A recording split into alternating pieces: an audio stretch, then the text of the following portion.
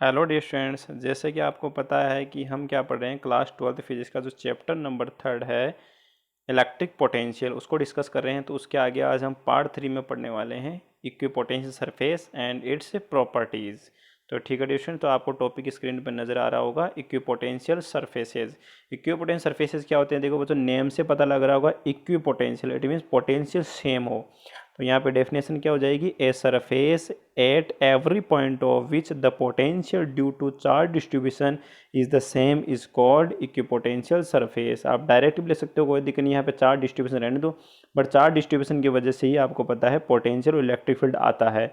सो यहाँ पे charge distribution भी आप मेंशन कर सकते हो। A surface at every point of which the potential due to charge distribution is the same is called equipotential surface. अब क्वेश्चन आता है कि sir uniform electric field given होता है और उसमें हमें क्या ड्रॉ करने होते हैं? इक्विपोटेंशियल सरफेस ड्रॉ करने होते हैं। तो कैसे ड्रॉ करोगे बच्चों? यहाँ पे आपको लाइनें नज़र आ रही होगी, तो उन लाइनों के परपेंडिकुलर आपको क्या करना है? एक प्लेन बनाना है। वो प्लेन ही आपका क्या रहेगा? इक्विपोटेंशियल सरफेस रहेगा। तो यहाँ पे तीन डिफरेंट इक्विपोटेंशियल सरफेस दिए हुए हैं, V1 V2 V3।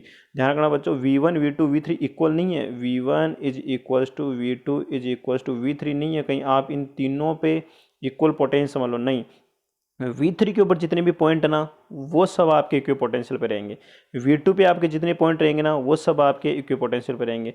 V1 पे जितने पॉइंट है ना, वो सब आपके क्या रहेंगे डिस्टेंस? इक्विपोटेंशियल के ऊपर रहेंगे। इट मीन्स यहाँ पे तीनों इक्विपोटेंशियल सरफेस और कैसे हैं? प्लेन इक्विपोटेंशियल सरफेस है, प्लेन ही बनेंगे, बिकॉज आपका इलेक्ट्रिक फील्ड कैसा है? यूनिफॉर्म है। तो यूनिफॉर्म इलेक्ट्रिक फील्ड मैंने कैसे कंसिडर कर लिया? In the direction of axis. तो बच्चों, आपको जो इक्विपोटेंशियल सरफेस वो कैसे बनाने पड़ेंगे? प्लेन आपको सरफेस बनाने पड़ेंगे अलोंग वाई डायरेक्शन। किधर बच्चों? Along Y direction. तो इस तरह से यहाँ पे तीन आपको इक्विपोटेंशियल सरफेस गिवन है, 1 2 एंड 3, जिन पे पोटेंशियल कितना लिया हमने? V1 V2 V3। इस एक सरफेस के ऊपर पूरे पे पोटेंशियल क्या रहेगा? V1। इस पे पूरे पे क्या रहेगा? V2। इस पूरे पे क्या रहेगा? V3। तो बच्चों ध्यान रखना अच्छी तरह से, ये नोट डाउन कर लेना। आपका अगर इक्विपोटेंशियल सरफेस है तो उसके पूरे सरफेस के ऊपर, हर पॉइंट के ऊपर, एवरी पॉइंट के ऊपर पोटेंशियल क्या रहेगा? इक्वल रहेगा। फिर आता है आपके पास में एक सिंगल या आइसोलेटेड पॉइंट चार्ज है, उसकी वजह से आपको क्या ड्रॉ करना है? इक्विपोटेंशियल सरफेस ड्रॉ करना है। तो डिस्टेंस आपको यहाँ पे बिल्कुल रेड कलर में बीचों बीच दिखाई दे रहा होगा, बिल्कुल मिड में प्लस क्यू चार्ज है, ये आपका एक पॉइंट चार्ज है। और पॉइंट चार्ज की वजह से पहले आप लोगों को इलेक्ट्रिक फील्ड लाइंस बनानी पड़ेगी डिस्टेंस। वो क्या होती है? आपकी रेडियली आउटवर्ड डायरेक्शन में होती है। पॉजिटिव चार्ज की वजह से क्या होती है? रेडियली आउटवर्ड डायरेक्शन में होती है। अब जब रेडियली आउटवर्ड डायरेक्शन में, तो हमें पता है कि इलेक्ट्रिक फील्ड वेरिएबल है। जैसे जैसे आप डिस्टेंस के अलोंग, जैसे जैसे आप आगे बढ़ रहे हो, इस चार्ज से दूर जा रहे हो, तो हमारा इलेक्ट्रिक फील्ड क्या हो रहा है? डिक्रीज होता जा रहा है। और किस तरह डिक्रीज होता है आपको ये भी पता होना चाहिए। E is directly proportional to 1/r²। ठीक है, तो इट मीन्स अब आपको बच्चों यहाँ पे क्या करना पड़ेगा? चार्ज से एक इक्वल डिस्टेंस कंसिडर कर लिया हमने, क्योंकि चार्ज आपका यूनिफॉर्म है। तो यहाँ पे देखो, इस चार्ज से सेम डिस्टेंस सब जगह आपने एक स्पेयर के फॉर्म में बनाया होगा, तो ये एक आपका क्या हो गया? इक्विपोटेंशियल सरफेस हो गया। इसी तरह से हम क्या करेंगे? एक दूसरा इक्विपोटेंशियल सरफेस ड्रॉ कर लेंगे। इसी तरह से हम क्या करेंगे? एक तीसरा इक्विपोटेंशियल सरफेस क्या करेंगे? ड्रॉ करेंगे। अब ये इक्विपोटेंशियल सरफेस क्या हो गया? देखो बच्चों, इस चार्ज से सेम डिस्टेंस के ऊपर है। मैं मान लो ये बाहर वाला, बिल्कुल आउटर वाला जो इक्विपोटेंशियल सरफेस है ना, इसको मैं कंसिडर कर लेता हूँ। तो आप देखो, इस चार्ज से सभी पॉइंट क्या है? बिल्कुल इक्वल डिस्टेंस पे है। इस चार्ज से इस सरफेस के ऊपर जो एवरी पॉइंट है, वो सभी क्या है? इक्वल डिस्टेंस के ऊपर। इक्वल डिस्टेंस होने की वजह से यहाँ इलेक्ट्रिक फील्ड भी क्या रहेगी हमारे पास में? सेम रहेगा। सो वी कैन से यहाँ पे पोटेंशियल भी क्या है बच्चों? बिल्कुल इक्वल है। सभी पॉइंट्स के ऊपर पोटेंशियल क्या है हमारा? सेम है। तो इस तरह से हमने दो कंडीशन अलग अलग रख ली। अगर हमारे पास में एक यूनिफॉर्म इलेक्ट्रिक फील्ड है, तब आपको इक्विपोटेंशियल सरफेस डिनोट ड्रॉ करने हैं। यदि हमारे पास में एक सिंगल पॉइंट चार्ज है, तब आपको क्या ड्रॉ करने हैं? इक्विपोटेंशियल सरफेसेज ड्रॉ करने हैं। तो इस तरह से बनेंगे कैसे?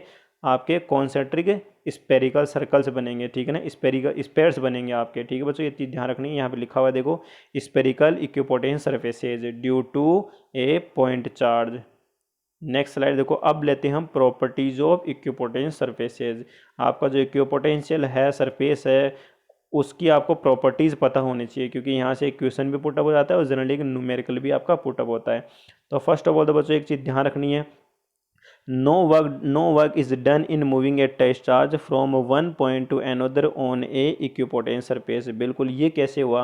देखो डियर स्टूडेंट्स, आपने देखा होगा पोटेंशियल डिफरेंस क्या होता है, V A B is equals to work done from A to B divided by Q not.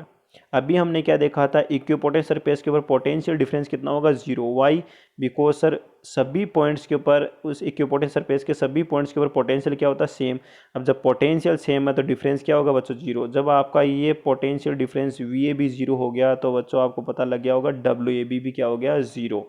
It means अगर आपके पास में कोई चार्ज सरफेस गिवन है और उस चार्ज सरफेस के ऊपर यदि आपके पास में पोटेंशियल डिफरेंस नहीं होता है तो ध्यान रखना बच्चों, चार्ज को वन पॉइंट से अनदर पॉइंट पे प्लेस करने पे हमेशा वर्क डन क्या होता है, ज़ीरो होता है। चलो ये चीज़ हमें पता लग गई। यहाँ पे भी आप देख सकते हो पूरा एज इट इज़ लिखा हुआ है, V A is equal to V B. Because एक आपके पास में इक्विपोटेंशियल सरफेस है, उस पर पॉइंट एक ए कंसिडर कर लेता हूँ, एक पॉइंट बी कंसिडर कर लेता हूँ। जब मैंने बोला है कि ये सरफेस इक्विपोटेंशियल है तो इट मीन्स यहाँ भी आपका पोटेंशियल इफ 5 वोल्ट है तो यहाँ पे भी आपका पोटेंशियल क्या रहेगा dear students, 5 volt. It means V A minus V B क्या हो गया, 0 वोल्ट। अब जब 0 वोल्ट हो गया तो आप इस किसी भी चार्ज क्यू नोट को ए पॉइंट से बी पॉइंट तक आप जब डिस्प्लेस कराते हो तो वर्क डन कितना होएगा, 0 होएगा। ठीक है, आई थिंक फर्स्ट पॉइंट आपको कंसिडर क्लियर हो गया होगा। इसी तरह दूसरा पॉइंट भी आप लिखना चाहो तो ये लिख सकते हो, पोटेंशियल डिफरेंस क्या होता है, दो पॉइंट्स के बिटवीन जीरो होता है। किस पे, इक्विपोटेंशियल सरफेस के ऊपर। आप एक पॉइंट इसको भी इंक्लूड कर सकते हो कि इक्विपोटेंशियल सरफेस के किन्हीं दो पॉइंट्स के बिटवीन पोटेंशियल डिफरेंस क्या होता है, zero. V A minus V B is equal to distance क्या आएगा, जीरो। आप इस पॉइंट को भी इंक्लूड कर सकते हो। Point number second, the electric field is always perpendicular to the element D L of the equipotential surface. Very very important आपका प्रॉपर्टी है डियर स्टूडेंट, ध्यान रखना इक्विपोटेंशियल सरफेस की। आपने क्या देखा होगा, अभी हमने थोड़ी देर पहले जब इक्विपोटेंशियल सरफेस ड्रॉ किया था किसके, यूनिफॉर्म इलेक्ट्रिक फील्ड में, तो हमने क्या देखा था, जो हमारा इक्विपोटेंशियल सरफेस है वो कैसा रहता है, हमेशा नॉर्मली रहता है किसके, इलेक्ट्रिक फील्ड के। तो पहली चीज़ ये ध्यान रखनी है हमेशा, electric field is always perpendicular to equipotential surface. Equipotential surface के हमेशा इलेक्ट्रिक फील्ड लाइंस क्या होती है, परपेंडिकुलर होती है।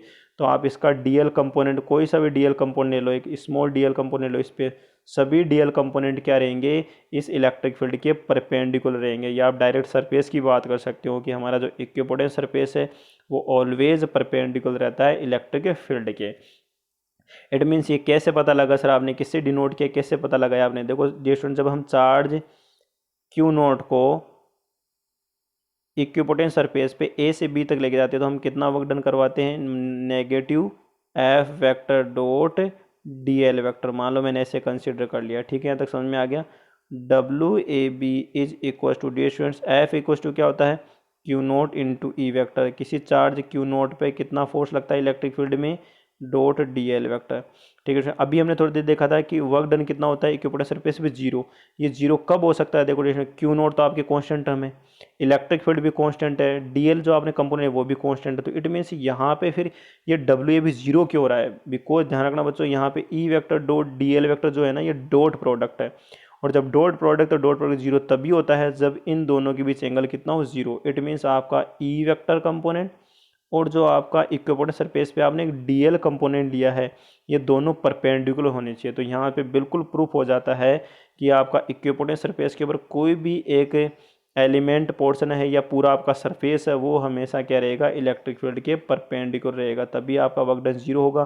तो यहाँ से आप प्रूफ भी कर सकते हो कि इलेक्ट्रिक फील्ड लाइंस ऑलवेज, आपका ये इलेक्ट्रिक फील्ड जो है वो ऑलवेज क्या होता है, परपेंडिकुलर होता है किसके, इक्विपोटेंशियल सरफेस के। ठीक है, नेक्स्ट प्रॉपर्टी पे चलते हैं, प्रॉपर्टी नंबर थर्ड।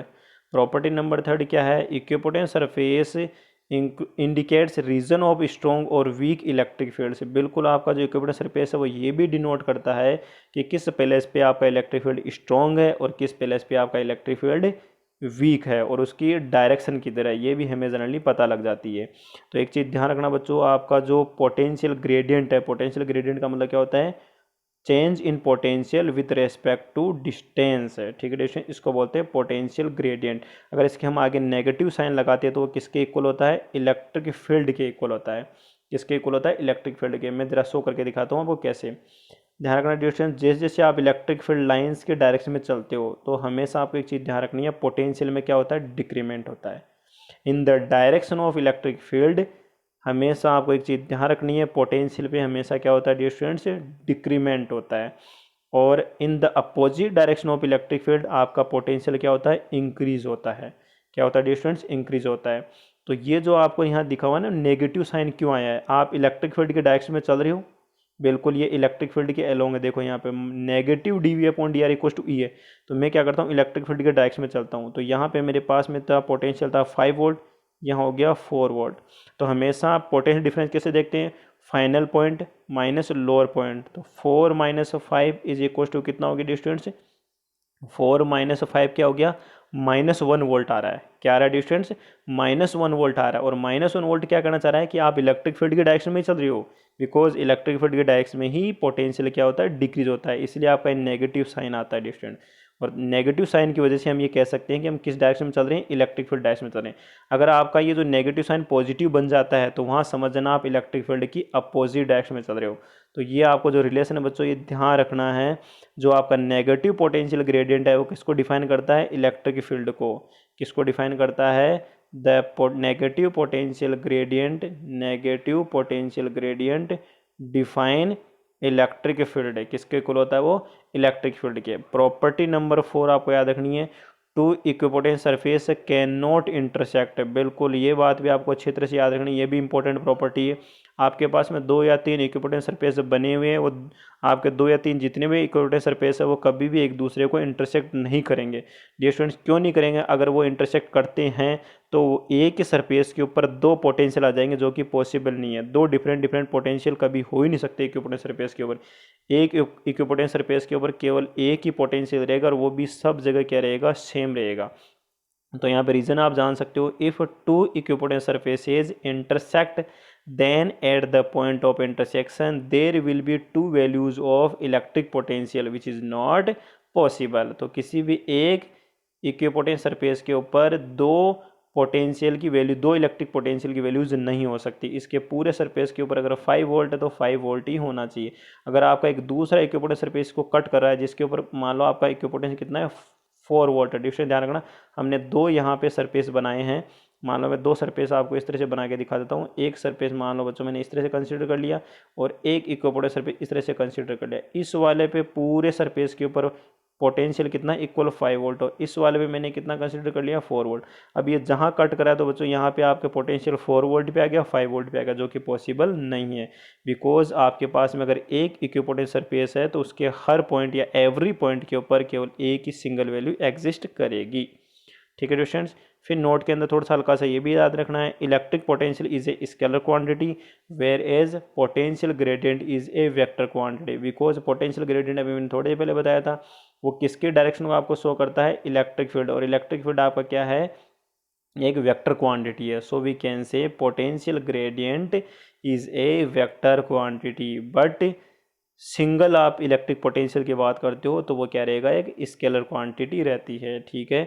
नेक्स्ट आपके देखो नीचे लाइन लिखी हुई है, the negative sign of potential gradient shows that the rate of change of potential with distance is always against the electric field intensity. बिल्कुल ये अभी आपने देखा था नेगेटिव साइन आया था। नेगेटिव साइन क्या आपको कहना चाह रहा है कि जैसे जैसे आप इलेक्ट्रिक फील्ड के डायरेक्शन में जा रहे हो तो इलेक्ट्रिक पोटेंशियल क्या हो रहा है, आपका डिक्रीज हो रहा है। सो आपका ये पॉइंट यही है, the negative sign of potential gradient shows that the rate of change of potential with distance is always against the electric field intensity. Electric field intensity के अगेंस्ट का मतलब आप समझ गए होंगे, अगर आप इलेक्ट्रिक फील्ड के अपोजिट डायरेक्शन में जाओगे तो आपका साइन नेगेटिव नहीं आएगा। अगर आप इलेक्ट्रिक फील्ड की डायरेक्शन में ही चल रहे हो तो स्टूडेंट ध्यान रखना आपका नेगेटिव साइन आएगा। ठीक है स्टूडेंट्स, तो आज के लिए इतना है, काफ़ी है। नेक्स्ट जो पॉइंट रहेगा उसमें हम पढ़ेंगे इलेक्ट्रिक जो पोटेंशियल एनर्जी वो, और आपका जो डाइपोल है उसकी वजह से हम electric potential energy find out करने वाले हैं। उसको जब डिफरेंट पोजीशन पे रखते हैं या हम रोटेट करवाते हैं तो कितना वर्क डन करना पड़ता है, और किसी एक पर्टिकुलर सिचुएशन के ऊपर उस इलेक्ट्रिक डाइपोल की कितनी पोटेंशियल एनर्जी होती है। ठीक है स्टूडेंट्स, आज के लिए इतना ही काफ़ी है।